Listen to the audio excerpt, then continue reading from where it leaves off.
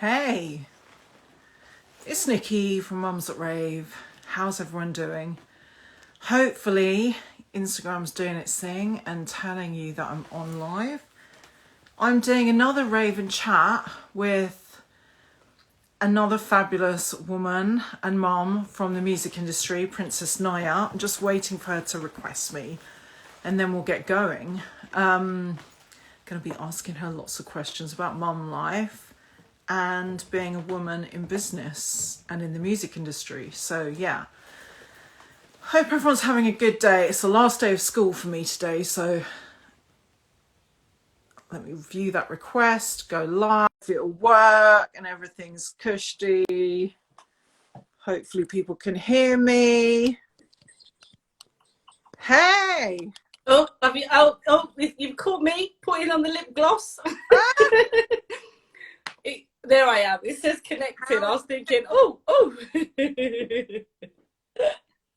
Hello. Hi. How are you?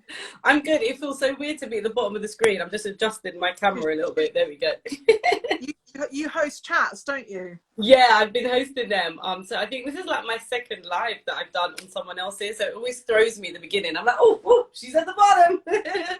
Be honest, doing Instagram chats is like, it's not normal life, is it? It's a bit weird way. It definitely is. When you do interviews and that, if you're doing music interviews, you're usually like across from a microphone, answering someone, looking in their eyes and stuff. But I guess this is the new normal, so. It's true. And at least getting offered a cup of tea at some places. But right now, it's like, make your own tea, get your own snacks ready. Well, do you know what? People always take the mick out of me because I've never had a cup of tea. But I don't even know how to make it, really. No, are you being serious? Or no way. Either tea or coffee. I've never had either of them.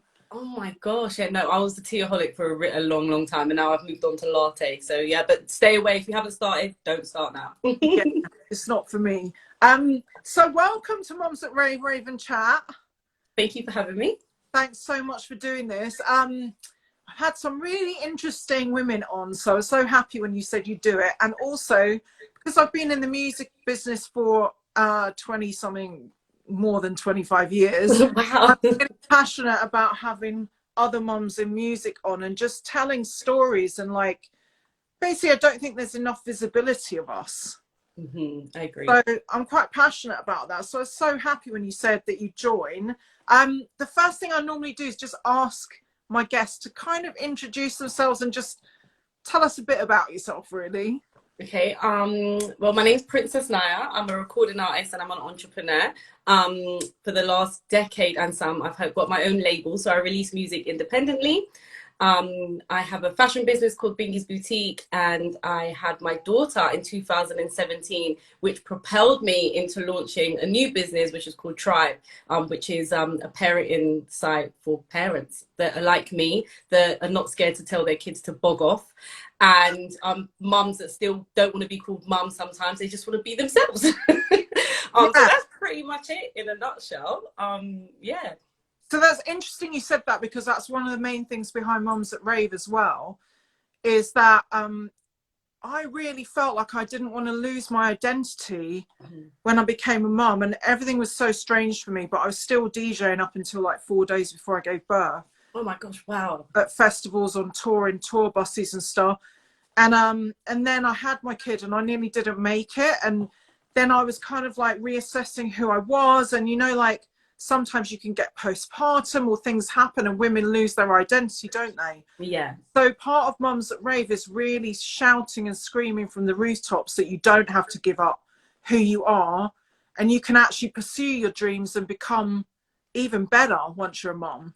Yeah, I agree. And I think sometimes there's an overwhelming pressure on mums that just want to be mums to not just be mums and have their own lives. And then there's pressure on mums that want their own lives. So, but why don't you just want to be a mum? And I think that it's really important to highlight that it's okay. If you want to just do the mum thing, then I absolutely applaud you, because in some respects, it's so hard to just be a full-time mum. It's so stressful. So there's no difference in mums that want to work, mums that want to party, to the mums that just want to be mums. Everybody's journey is equally as equally as difficult. Exactly.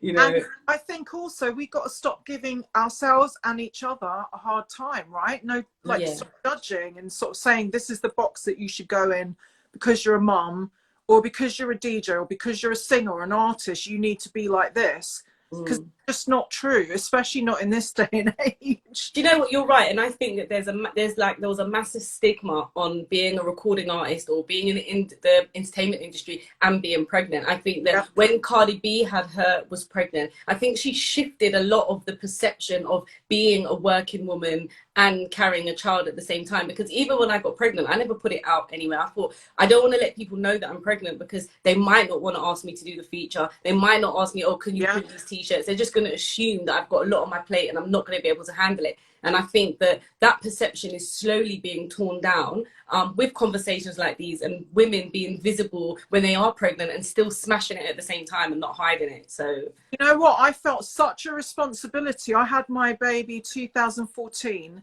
and I was on 2 different tours, and I say it all the time when I do interviews with people in music. But I felt such a responsibility because there was no visibility of us.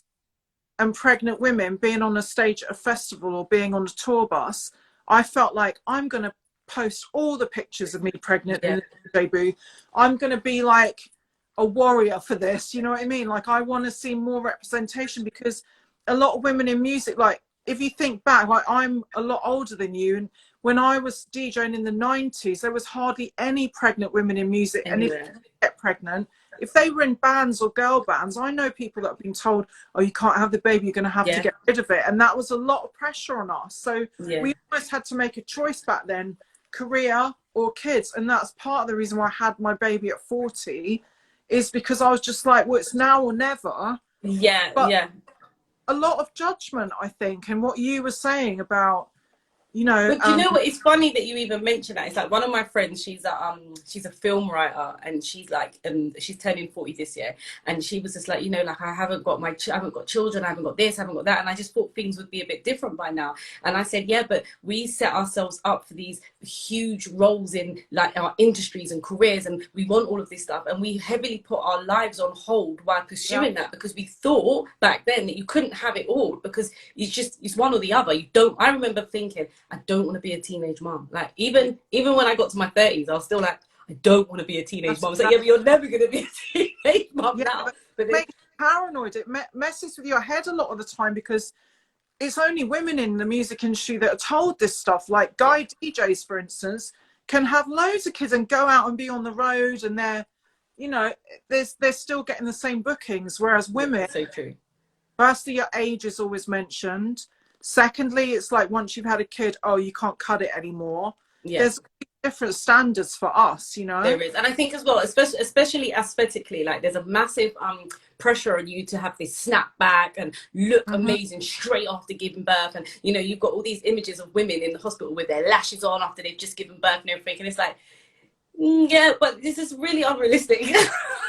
You know, however, it's okay to make the effort and it's okay to try. But if you don't mirror what you see, it doesn't mean that what you're doing is wrong. It just means that your path is your path, you know. Because even for me, I felt like it was a bit hard. Like, I remember just before I had my daughter, I was like, no, wait, get my face mask. I need to put my face mask. Put my face mask on. You know, and the woman looked at me like I was crazy. So, and I think that is an external pressure to, you know, I want to be fly all the time. I don't want to be no tired ass mum. And that's part of the reason why I launched my tired ass mum campaign, because it's like, yeah, I am tired. I'm tired all the time. There's not a moment of the day when I'm not tired. I'm tired when I wake up. I'm tired when I go to sleep. I'm tired in the middle of the night. I'm tired right now. I'm always tired. However, I feel like it's our duty we don't have to look tired. Carve some time out for yourself and be you again, you know? And it's like, not even be you before you had children, be the new you now. And that the new you can be even better than the you before, you know? And I think there's something to be learned as well from women in music, because women in music are always recreating themselves, aren't they? Yeah, 100%. Reinventing, like whenever you've got a new record out or a new sound, you're kind of reinventing your look, you're reinventing. And I think mums can do that as well. You don't have to be stuck in like the person you were before. Like you Yeah. said, you can be a better version. You might be a size bigger or 2 sizes bigger or 3 sizes bigger.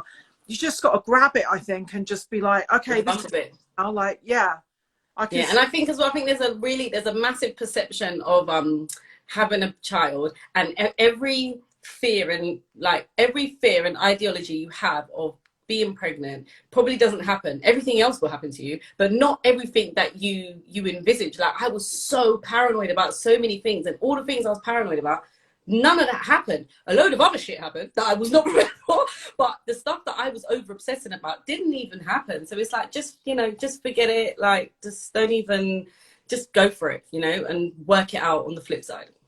So how did you get into music? Like, what was your, I hate the, you know, the journey, the kind of stereotypical journey, but how did you start out? Were you singing when you were little? How did it work for you? You know what, it's funny, when I was always into performing arts, like dancing and acting and everything, and I really wanted to be a TV presenter. That was my thing. I was like, yeah, I really want to be a TV presenter. And then I kind of thought to myself, do you know what, but no one ever gets what they start out to do. They always sidestep into something else. I thought, if I be a rapper first, then maybe that would open the door to me being a presenter. So yeah, I just went on this journey of becoming a rapper. So I actually done a lot of rap records before I started singing. I never thought I'd be a singer. My mum told me I was tone deaf when I was about 7. I said, don't ever sing. You're awful. Don't sing and don't model because you got big hands. That's what my mum told me. So I wasn't really thinking about singing, and I loved Little Kim anyway. So I thought, nah, it's all right. I'll just be Little Kim.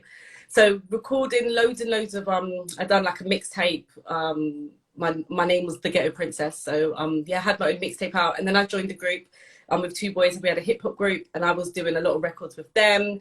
And then at that time, I was really into house music and funky, and I was raving to it a lot with my friends. I'd go to Ayia Napa and Faliraki, and I remember I went to Ayia Napa one year, and we went into Red Carpet was the name of the rave, and they was playing that KEB and NG tune, Tell Me, and I was like, yeah, it's a big tune. Yeah, it was like, it moved me. So when I got home, at this time I was still recording hip hop stuff, and I was working for my friend's security business. I'd start at like 6 in the morning and finish at 11.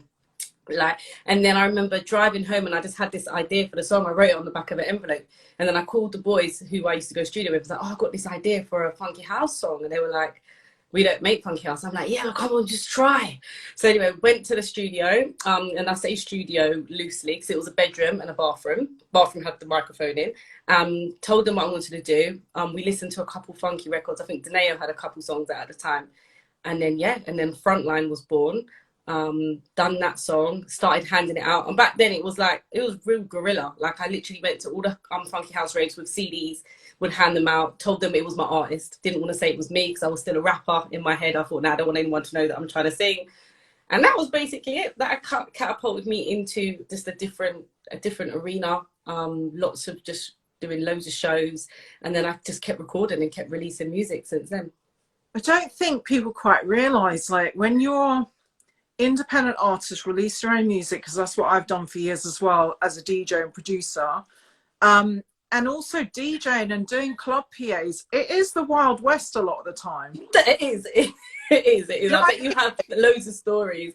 If you're a woman and you come through that, you know they're serious business. Yeah, like, it is. It's really, really wild. And I think that it's the best ever training ground for any artist, upcoming artist, is to do the live shows, do the performances, have the microphones that don't work, go to the clubs where the music sounds absolutely terrible. It's like a tin. Go do your shows where no one knows you, no one sings along to your song, and they all stare at you like, who the hell are you? And then feel the transformation when the crowd knows your music and they're responsive to you, and it's like a whirlwind of what the hell just happened here. I remember the first time someone rang me and was like, how much do you charge for a PA? And these times I weren't charging, I just wanted to perform. And I was like, I'll have to ask my manager and call you back. I didn't even have a manager. And I was like, they're asking to pay me. What should I say? I was like, £50. So do you, because I really think that makes artists develops their stage presence. Mm-hmm. Like, for DJs, you you can DJ in your bedroom all you want, but until, like you said, you go out on the road and things go wrong in the club and the mixer's not working and the headphone socket's broken and all these things happen, I think it forms that kind of steel center that you need as an artist. 1,000,000%. It prepares you. And I remember a friend of mine was an A&R at the time, and there was a really massive art like this. There's a rapper, and they featured this girl on the record, and she kind of came out of nowhere. And I remember thinking, like, well, how do these people just get these gigs? Like, you know, we haven't even heard of you. Anyway, she performed at, I think it was a One Extra Live or something like that, and the performance was really, really bad.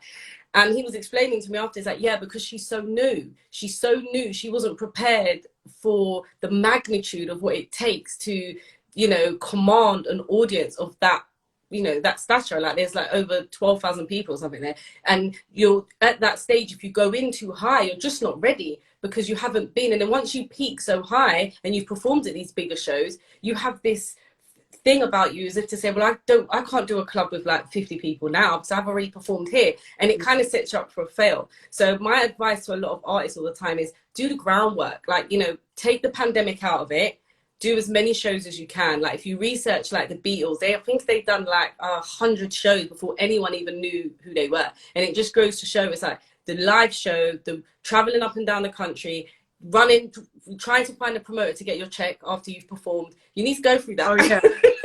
You know, like I learned very quickly. I remember, I think it was New Year's Eve. Get money first. Get the money first. Listen, and then it got to a stage where I was like, put the money in my bank or I'm not even leaving. I've been to Manchester and then the promoter just go ghost. Like the club got shut down, no PA. Like it's crazy, but you would never be able to predict any of that. You can't, there's no training manual. You just have to learn on the ground, which is really crazy.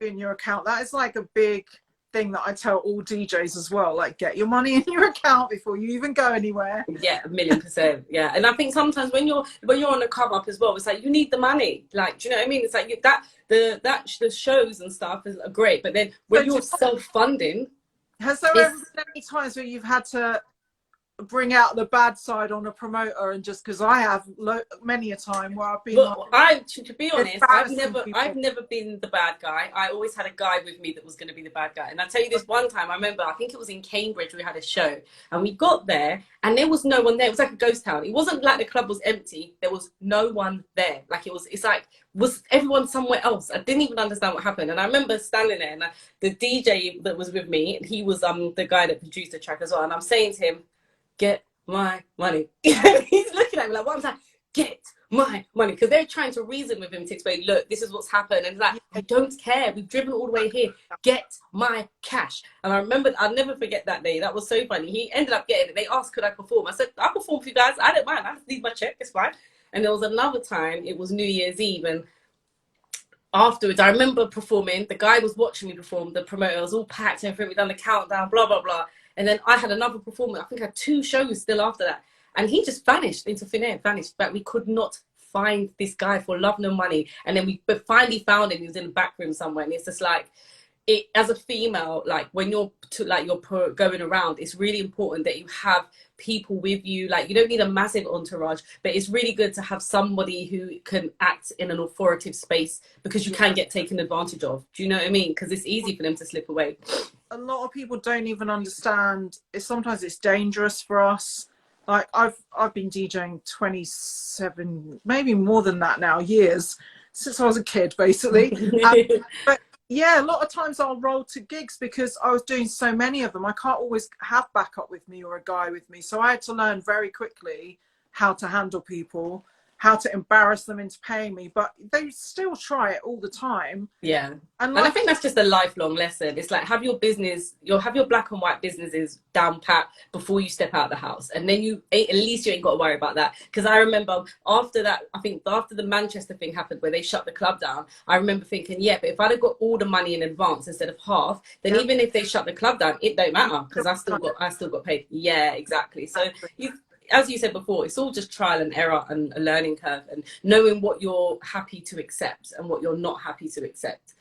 Definitely. I think that's a great lesson for life anyway, because you're going to come up against people all the time that are going to test your patience, and you've got to I think sometimes I always say the things you say no to shape you more than the things you say yes to.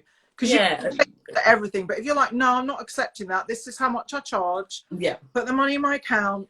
You know what I mean? Like, you've got to It's be. very true. You have to have your procedures and stuff in place. And I think that, but the people that don't want to follow the procedures are not the people that you should be working with anyway. Yeah, And as I like, it is hard when, you know, you're living from hand to mouth as an upcoming artist, because you don't know where your next check is coming from. And if someone says they're going to pay you £300, but I'm going to pay you when you get here, you're kind of like, oh, but I could really do with that £300, and you don't want to mess that up in the beginning. Like, so I hear that. But at the same time, if someone's going to pay you, they're going to pay you in whatever way they're meant to pay you. They're not going to mess around. So they'll do it whatever way that suits you and whatever way suits the business. So I tell you what I learned when I had my kid, and I couldn't just be out on the road for like 6 months a year or however long, was to try and get multiple revenue streams.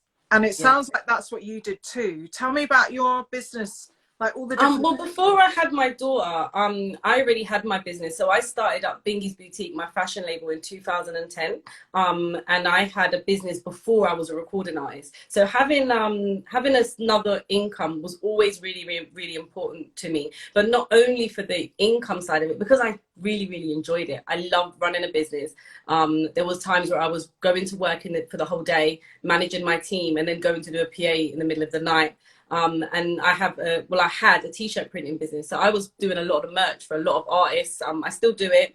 And that was a really good revenue stream as well, because it was just something extra coming in. I think fast forwarding and having my daughter, I think what I struggled with is that although I potentially had revenue streams, like a few different revenue streams, having those run independently without my involvement was the hardest thing for me. So having a maternity leave, but not really having a maternity leave, because I had to have a virtual meeting every week, or I got phone calls every single day. I realized that, okay, cool, these are businesses, but they're not standalone businesses. They're businesses that I need to be in order for them to work. So apart from my royalties and stuff, which I weren't actively, I was just getting my checks in from like my distribution and all my PRS and stuff.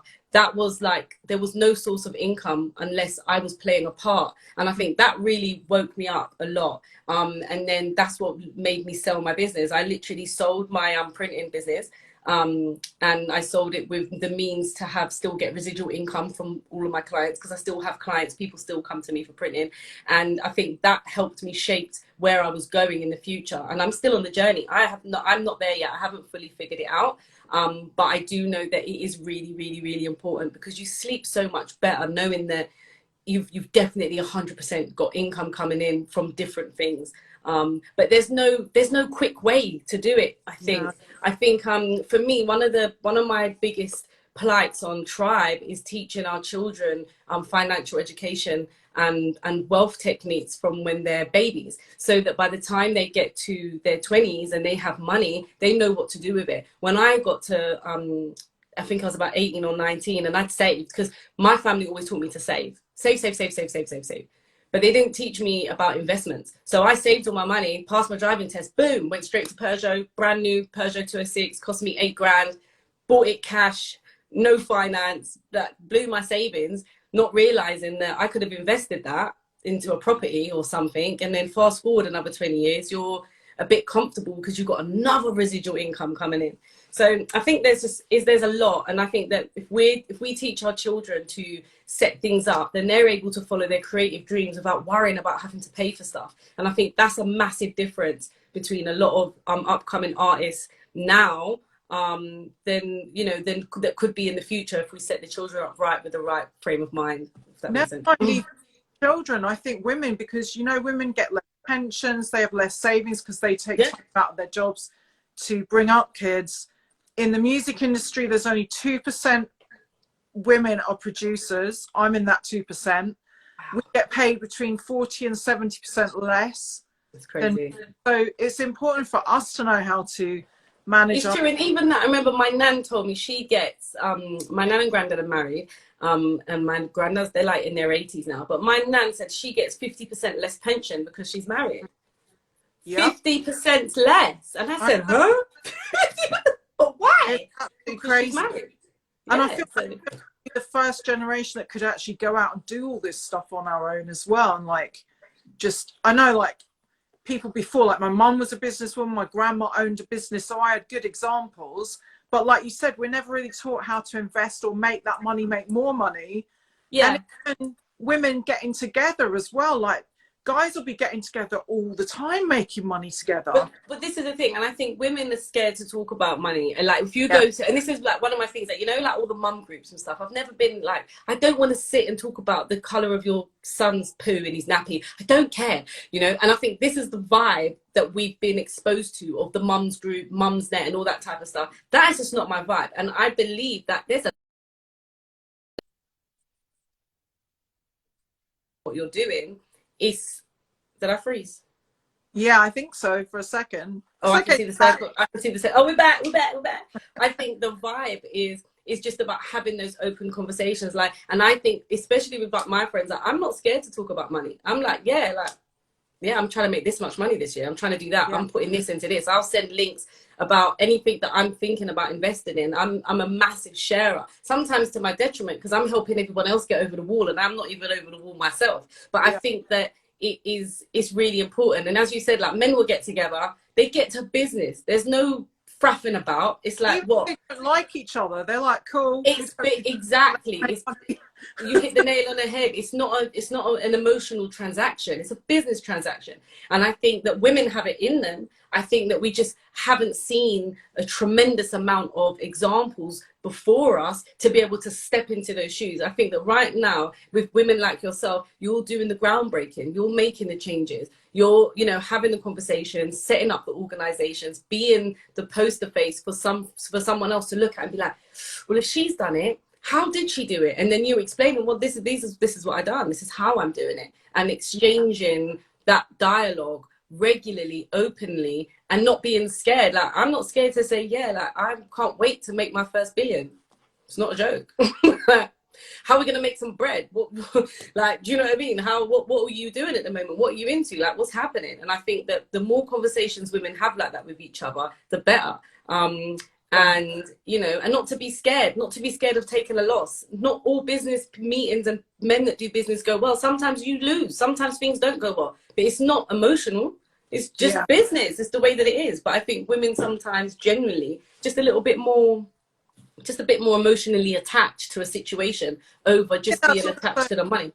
I think it's also how a lot of women are brought up, a lot of social circumstances and things that happen, and we're taught maybe not to voice our opinions on things. So we're going to be like the Larry one in the office or whatever. You don't want to ask for more money. I'm like, I always ask for more money. Yeah. But I've learned that like you have the hard way. So yeah, I think we're slightly conditioned in a different way.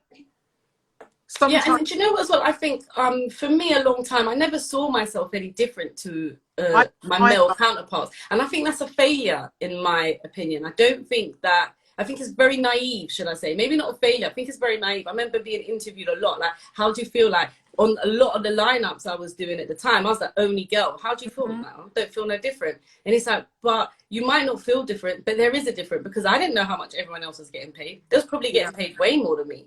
Right. Like who decided who was going on first and who was going on last? I didn't even complain, never. I was just like, yeah, I'm just happy to be here. Whereas now when you look at it, it's like, well, is that right? Is that not right? Do you know what I mean? I think I remember the track. I remember when we made the track, I told you the story about how Frontline came about. Is that I wrote a song, it's called, made the track, and then I remember we was working on it, and then it was like, oh, basically we have to split the performance money. And I was like, split the performance money? They're like, yeah, because it's both of our track. And I'm like, well, it's my track. And they're like, but no, it's not, it's our track. And I was like, I remember I had my friend who was at Air, and I said, can you explain it to me? And they're like, and then he explained it. He said, if they ask you to feature on a song, then it's a feature, it's your track. But if you've written the song and organized the production, then it's your song. I said, and he said, and this is something that's important. You need to have splits and stuff before you leave a session. But they were my family, so I'm like, well, I don't know all about that. And I learned that, and I remember them being really, really upset with the fact of, I said, well, no, I'm not. This is my song, so we're not splitting anything. No one's splitting the cost of my wig that I've got to wear or the shoes that I'm wearing. So also, there's different PRS as well, which a lot of people don't. There's like the mechanical side and then the performance side, right? Exactly, yes. And they wanted 50% of everything. And it's like, well, no, you've got your 50% of what you've done, the works that you've done, but the performance side, I'm the one that's doing it. We're not going as, they're not booking you and me, they're booking Princess Nyah. So it's my gig. And it sounds awful to say it like that, but it's the facts. And I think women just go with the flow. Oh no, but they've featured me, so oh no, it's okay. I'll get the crumb that's left on the table. No, I don't want no crumb. And I just thought to myself, when I'm looking at the cash flow, I've got paid to get to the performance. I was buying tutus from Camden Market every other week. I'm spending more than I'm even making right now, and you want 50% or £50? It's ridiculous, you know. But I think I learned that quite early, and I think that a lot of women will just go with the flow. Girls, should I say, not even women, because when you're first starting out, you're a lot younger, so you're just happy to be in the room. Whereas that, let's not be happy to be in the room. That don't make sense. Let's be happy to take a check, and a check of magnitude as well, not just the little bit that's left at the end. It doesn't make any sense. Like, have you watched the Tina Turner documentary? I haven't seen it yet, but I love Oh my gosh, watch it. It's so inspiring. She is like such an inspirational woman. Amazing. That it's amazing. I won't even say it. I don't want to spoil it, but seriously, watch it. She is somebody that every female artist should watch. Watch the journey. Watch the journey for just her tenacity, and watch the journey with regards to her age, and knowing that there's no limits on music. You know, don't put yourself in a. She had her biggest. She was like 40 something. Yeah, it was late 40s. Late 40s. That's when she had her first. That was her first really major project. When you watch it, it's like, wow, I didn't even realize that. She's like, yeah, this is my first thing. This is my first project. Hot. Exactly. Exactly. I mean, just an amazing person. Like, everything about her is phenomenal. She's like, you know, the bar that you'd want to reach to. You aspire to. Yeah, exactly that. And I think back in the day, it's like, we didn't have the social impact that we have now. So you couldn't like go out there and find your own information. You're just waiting for Channel 4 to play something, or, oh, we got a big premiere on ITV, and everything was super controlled. Whereas now, one of the pros of having such like the internet and having easy access to things is that we can find the information that we want about the people that we want, and we can learn it quicker. And I can sit my daughter down and say, watch this about Beyonce, and then watch this. And like, I've got magazines where like Beyonce's cover of Vogue, I've got a copy of that sealed, ready for when Kizzy's older, she can read it and relate to it and understand these women exist. They're just not overly exposed to us like everyone else is exposed to us. But it doesn't mean that they're not here. It just means that you've got to do a little bit more digging, and you have to shape what you're teaching your children and showing other women as well, so they can see it and learn how to do it. Definitely. So going off on a tangent a little bit, but still in the same sphere, like, would you say, obviously as an artist, you have to really consider like what you're wearing and style and stuff like that.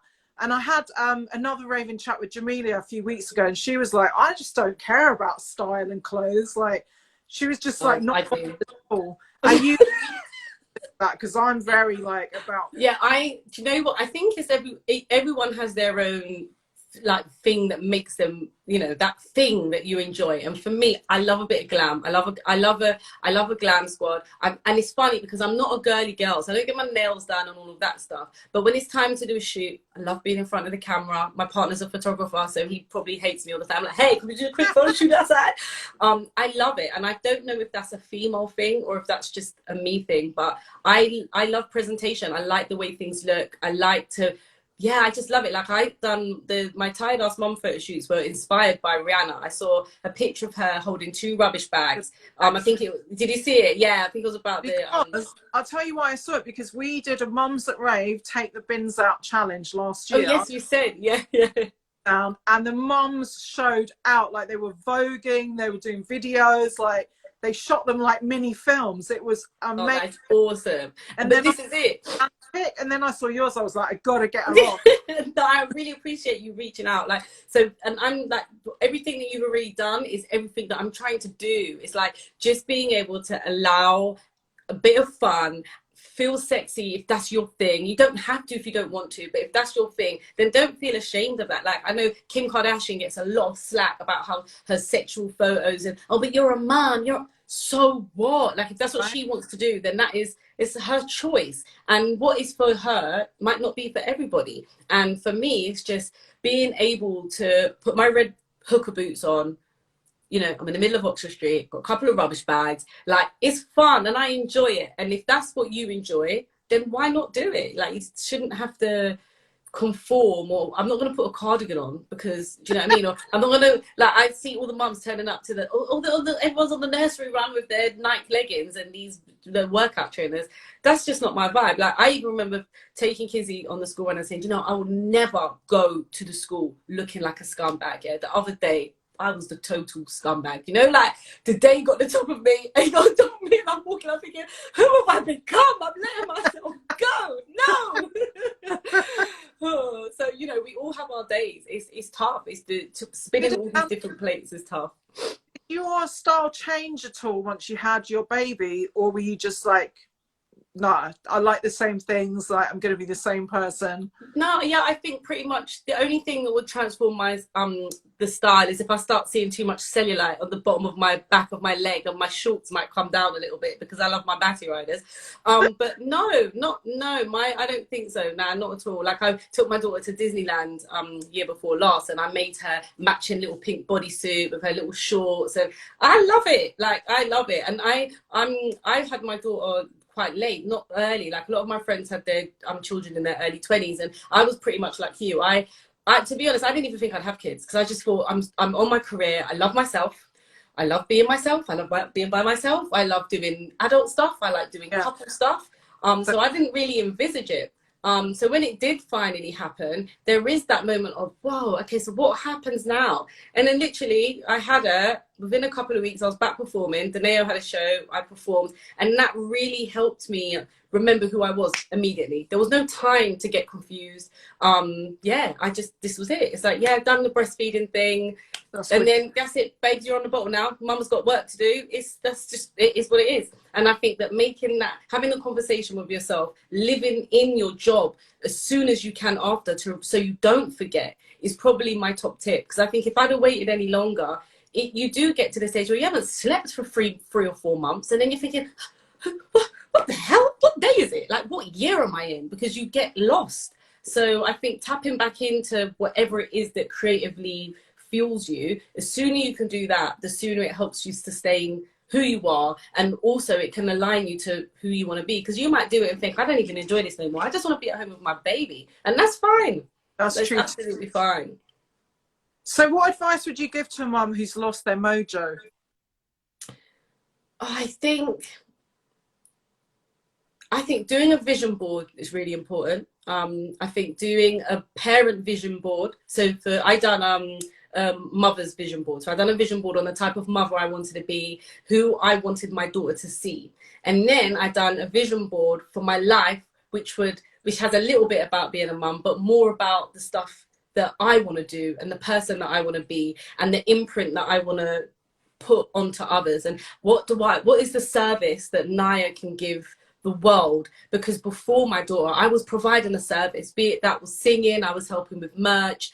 I've had loads of interns. I've probably had about 50 interns over the decade, and watching them go on to do amazing things after is really gratifying for me. So it's just like working out who I was, what I wanted to do, and am I still on my journey for music? Am I still on my t-shirt printing journey?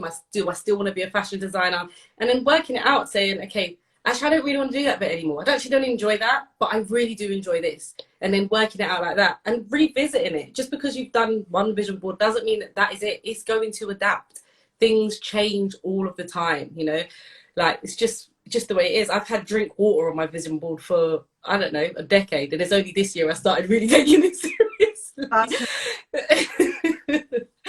so funny. So I've never thought, because a lot of people do talk about vision boards, and I write things down sometimes, but I don't really do vision boards, but I collect images all the time.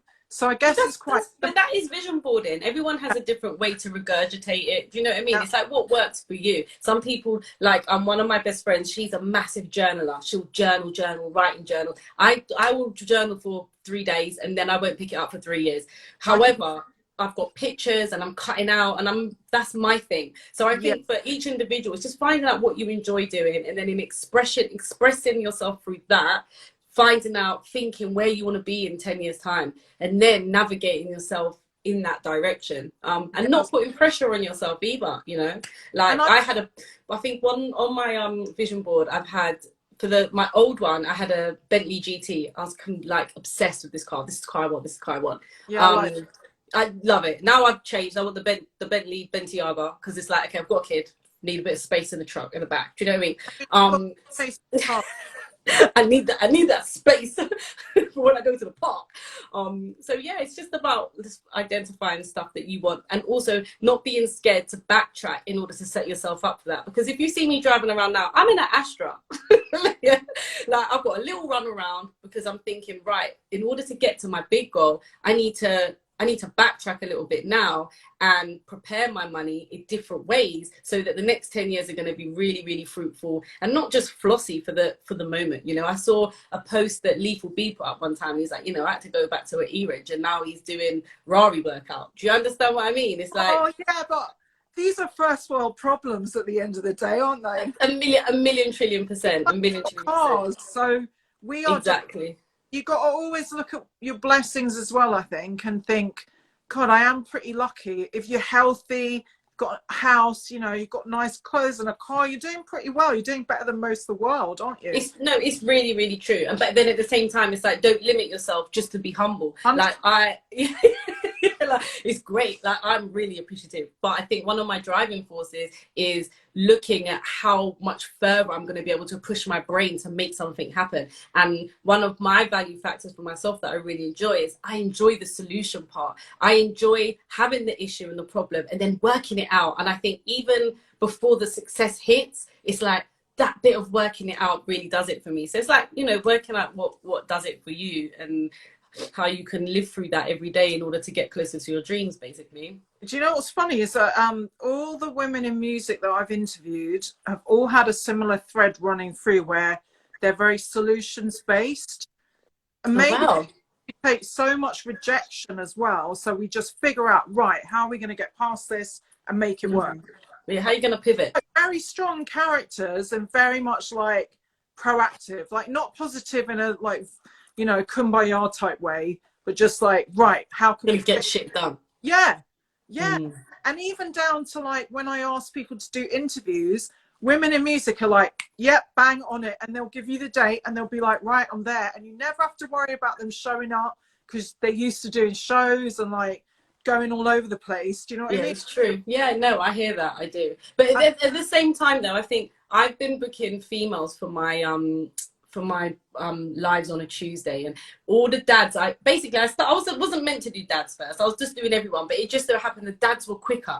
And then I kind of worked out that the dads were quicker because they didn't check with mum what was happening at 6 o'clock. They were just booking it in. Whereas the women were like, 6 o'clock is a bit of a tricky time because it's dinner, let me get back to you, because they have to work out what dad's doing in order to partake. And I thought that was quite interesting. It's like mum has to always take a minute to figure it out sometimes because she has to double check. Whereas with dad, he's like, yep, no problem, I'm there.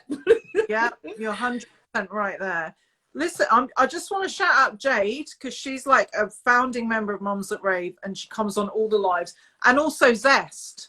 I'm Big sure man Zest. I know Zest. Jump in the middle and skag. Yeah. Remix of that. So the next question is, who are your music and style inspos? Oh, this is a really good question.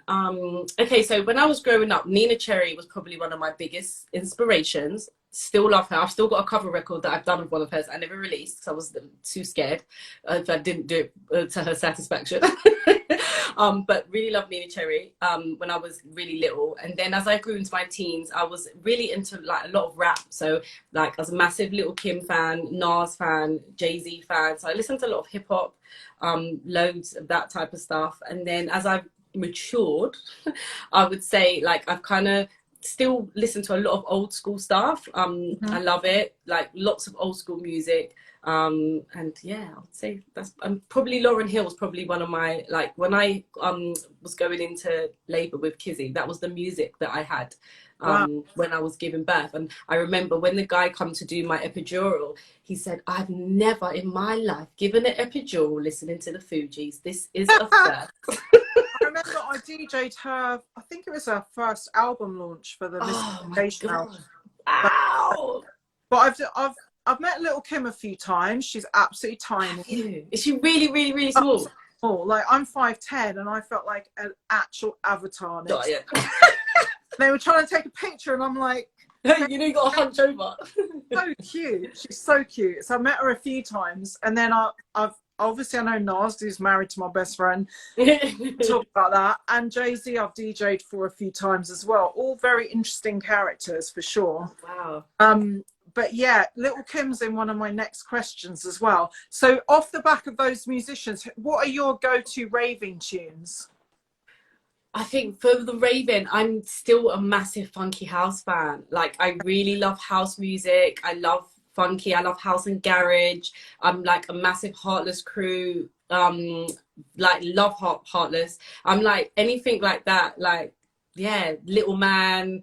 I can see my whole world changing. I'm like that type of era. Always brings me back to a really positive place. Probably when I was like 18 in Ayanapa drinking Zambuca. But yeah. Who doesn't want to be there, quite frankly? So my last question before we do quick fires is, how do you stay happy and positive, especially the last year? Because you seem a very together person, like very positive, but not in a like icky way. Oh, thank you. Do you know what? I really love my work. I really, really love what I do. And like, I get asked a lot of the time, like, how do you just, like, you always seem so positive. It's like, I'm not like this all the time. Like, my boyfriend sees the miserable face and he's like, you're right. Like, no, I'm not. I'm tired. I haven't slept. I've got bags. I don't like this feeling. So I'm not 100% positive all the time. I have my highs and I have my lows. But my highs are the fact that I really enjoy every project I work on. I only work on the stuff that I really, really love. And if I don't love it, I'm just not into it. I'm not doing it. And that's not to say when it gets tough, I stop doing it. It's that I just do what I really, really love, and it feels really close in my heart. And I think that has a massive effect on me as a person, in my home, in my relationships, and just in my life in general. Like, I feel like I get really excited when I talk about work. And I know that some people is like, they don't ever talk about their job. Ever. I'm like, some of my friends, I'm like, what do you actually do? It's like, oh, it's really stressful. Like, do you know what I mean? And it's like, with me, I'm like, oh my God, guess what happened? It's great, and I've done this. And it's like, it could just be a web form that I've worked out how to do for a new process in my recruitment system. But I enjoy it. I love it. And one of the main things I miss, especially, and I gave up my office before lockdown. So this was in June of 2019. This was part of me changing the dynamic of what I was doing, because I realized having my daughter, it was all too much. I was spreading myself too thin. So by relieving myself of being inside my business and outsourcing everything, I gave my office up. And one of the biggest things that I miss is the team morale in a room together and vibing off of everybody's energy. I really, really, really miss that. However, on the flip side to that, I noticed that I wasted so much time, because I would come up with 17 ideas in a day that had nothing to do with my end goal, just because we were all there having a great time. But I do miss that. I miss that quite a bit. So you're definitely a people person. Yeah, I am. I would say I'm a people's person until I'm not. When I want silent time and I don't want to speak to anybody. I'm a massive Real Housewives of everything fan. I've watched all of them. Are you? Yeah, I have you watched the Salt Lake City? Yeah, it's amazing. Amazing. I've watched Dallas. I'm on all of them. I've watched all of them. So that's my me time. And I was talking at the moment though. Sorry, say that again. Atlanta. Oh yeah, it's gone crazy. Yeah, Atlanta's gone. It's absolutely crazy. Yeah. But I was saying to I had a live with, I don't know, ages ago now, with Joe Grind, and he was talking about the fact that when he gets in from work, he just likes to jump on his PlayStation and play a game, and that's his chance to unwind and relax. And I was like, oh God, like I hate the PlayStation. This is an argument in our house. It's like, playing PlayStation again. Like, I just don't get the enjoyment factor. And he said to me, but I enjoy it. That's my way to relax. I've rewarded myself. I've done my hard work, and that's how I relax. And then it dawned on me, it's like, oh, so that's what he does to relax. And it's like, but there's not a lot of things I do to actually relax apart from watch my shows. And because they're scheduled, I can't just say, right, I'm going to go and watch a show now and relax, because I've got to wait till Monday. Yeah. Do you know what I mean? So then I thought, hey, I'm a bit of a hater, because just because he's got a way to relax and I don't, doesn't mean that, you know, what he's doing is wrong. Which I thought was quite interesting. But... I feel like I'm a bit like that too. My brain never really switches off, and I never really stop working or thinking about work. Yeah. I know my boyfriend said that my when I sleep I blink, and it's like, he's like, you don't shut. It's like your eyes are just going like this, and I wake up and I'm like, yeah, I had 3 dreams tonight. He's like, I'm not surprised. Your eyes have been blinking forever. But I think that's the entertainer in you. When you're a creative, the creative juices never stop, and once they start flowing, you have to allow them to flow. You can't stop that. It's like floodgates. So you could have a drought and not have anything for a while, but when it hits, oh my gosh, it's special, and the brain takes all the pressure of that, I think. Definitely. So we come to this, my favorite section now, where I ask you quick fire questions. Oh, I'm scared. So basically, don't be scared, because they're really fun. Just have to say whatever comes in your mind, the first answer, and we just roll on to the next one. Okay, so the quick fires. Okay, flowers or fragrance? Fragrance. Oh yeah, me too. We've had so many people say flowers. I'm like, give me some perfume, please. I'm happy with the perfume. Yes. I think I know the answer to this one already, but lunch with Little Kim or hit the club with Meg the Stallion? Lunch with Little Kim, definitely. I'd have to. I would like to go rave with Little Kim, but I couldn't miss the lunch. I've just got too many questions I need to know. I mean, everyone's got questions. Mini, midi, or maxi? Midi. Midi? Mm-hmm. Okay. I definitely thought you were going to be mini. Really? Yeah. Because I saw the picture of you in your boots, I think. And you looked so good. Yeah, but do you know what? Yeah, I appreciate that. But to be fair, I didn't even have pants on in that. That was just a t-shirt. But the thing about the mini is that midis end up like minis on me. Oh, yeah, okay. Right? So when I put a mini on, it's just too much too soon. Whereas with the midi, it's and then it's kind of like a mini. So I think that's why I would go for the mini. Okay, yeah, fair enough. It's a bit of a cheat answer, really, isn't it? It's all right. Tiger or leopard print? Leopard print. Okay. Vogue or on Vogue? Vogue. Okay. Dance hall queen or disco scene? Dance hall queen. Me too, girl. Me too. Squats, salad or sex? Sex. Okay, we've had not one person say squats or salad, by the way. Yeah. Every single mum within a hot second has said sex. I'm gonna take it when I can get it. Right? Baggy or bodycon? Bodycon. Okay. Red lip or smoky eye? Red lip. Nice. Okay, this one's serious business. Classic R&B jams or hip hop and you don't stop? Hip hop and you don't stop. Me too. Yeah. Moschino or Chanel? Oh, Moschino. Me too. And you're the only other person I think that's Chanel's nice. Chanel's nice, but other than a couple of lip glosses and a lipstick, I can't afford Chanel. Give me the Moschino. I start about $3,000, don't they? Yeah, it's ridiculous. It's crazy. Okay. Face beat or natural chic? Face beat. Me too. I'd love to be a natural beauty, but I need a bit of highlighter. Do you know what I mean? I love a mascara. It just makes me feel happier putting it on in the morning as well. And anything that does that, I think. Just feel better. I went to my granddad's one day and he's like, you look really under the weather. I was like, Granddad, I just ain't got any makeup on. And he was like, but you're still beautiful. I was like, you just basically said I look like a ghost. Oh, no.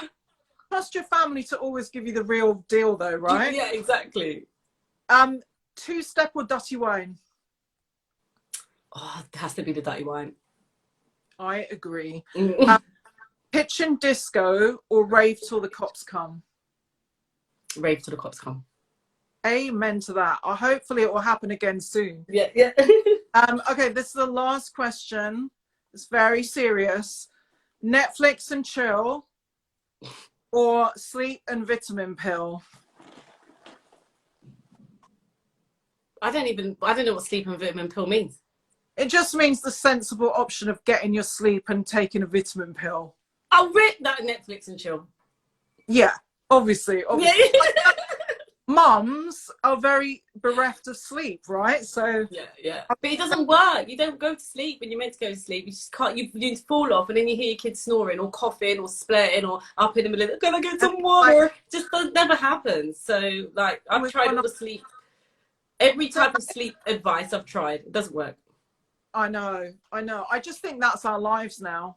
It is. It's the new normal. Yeah. So I just want to say a massive thank you for joining me. That was no, thank you. We've gone way over time because I think we got so in depth about money stuff, which I love because hardly anyone talks about business and money. And I think it's something that women should talk about all the time and how to get more of it together. You are so right. And can I just say, it's been really, really inspiring listening to you just talk about your own journey. I think the transparency that you give is really amazing, and there's a lot of mums that need to hear it. I don't know how we get this out there even further, but it is really, really important. There's a lot of women that have a lot of pressure put on them when they get to their mid-30s if they haven't got children, and they start panicking about not having a man, not having a kid, and thinking that their eggs are written off because of everything that they see on TV. So I think everything that you said is just, seriously, it's really, really powerful, and you should feel really proud of yourself for just delivering the goodness, delivering the information. It's amazing. Well, yeah, I think it's important if you've got any kind of, even a small platform or whatever, if you can help other people get through certain situations by talking about it, I think it's good. Or even just visually representing and be something that you haven't seen. Like if there's not an example of you out there that for you to look to, be that example yourself, right? Exactly. Yeah, it's really, really, really true. So yeah, I'm just really happy that you had me on. And we'll definitely have to do something in the future, and we're gonna book in this tired ass mom shoot, so make sure you get all y'all shit together. And I'd love to have you on the panel for real at Moms at Rave when we have a proper rave again. Yeah, well, keep me posted. I'm down for whatever, and we're here to support you. Definitely our businesses can collide somewhere down the line. I think that it's really, really important, because if all the mini organizations, and if there's any other organizations out there that are similar to us, then get in touch, because the more we have and we pull together, it's the better that it's going to be for everybody. 100%. And shouts to everyone who tuned in, all our friends, the people in music. I see Millie in Philadelphia. There's Jade in Pimlico. There's Scummy Mummies. They're on the next street to me. Oh, wow. Yeah. I just want to say hi to everyone and thanks for tuning in. Thank you so much. It's been epic. Amazing. All right, love. Thank you. Take care. See you soon. Bye. Bye.